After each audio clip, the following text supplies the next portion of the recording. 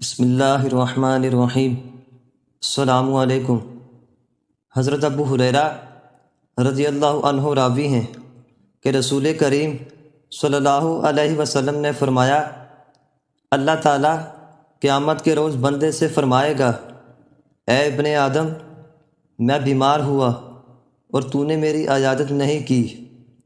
بندہ عرض کرے گا کہ اے میرے رب، میں تیری عیادت کس طرح کرتا کہ تو دونوں جہانوں کا پروردگار ہے اور بیماری سے پاک ہے۔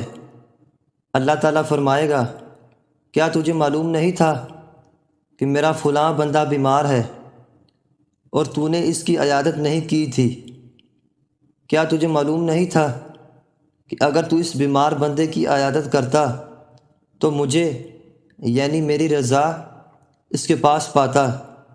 پھر اللہ تعالیٰ فرمائے گا، اے ابن آدم، میں نے تجھ سے کھانا مانگا اور تو نے مجھے کھانا نہیں کھلایا۔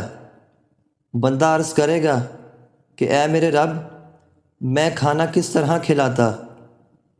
تو دونوں جہانوں کا پروردگار ہے اور کسی چیز کا محتاج نہیں ہے۔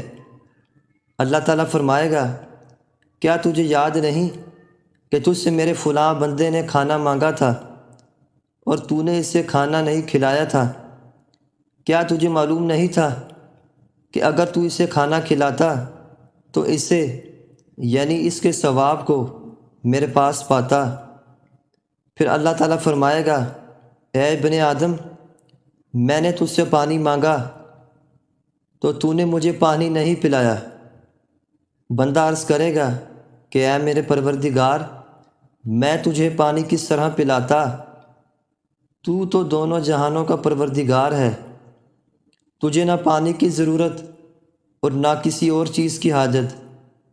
اللہ تعالیٰ فرمائے گا، تجھ سے میرے فلاں بندے نے پانی مانگا اور تو نے اسے پانی نہیں پلایا۔ کیا تجھے معلوم نہیں تھا کہ اگر تو اسے پانی پلاتا تو اسے یعنی اس کے ثواب کو میرے پاس پاتا؟